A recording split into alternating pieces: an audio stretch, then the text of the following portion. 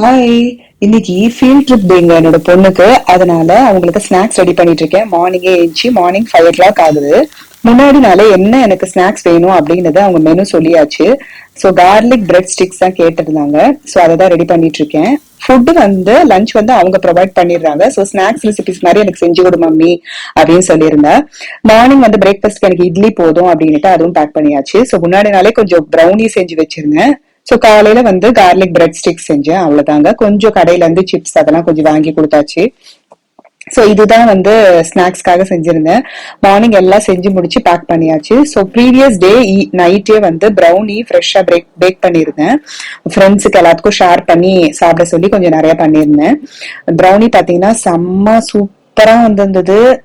Softness டேஸ்ட்டுமே அட்டகாசமா இருந்தது. இந்த ப்ரௌனி ரெசிபி நம்ம சேனல்ல அப்லோட் பண்ண போறேங்க.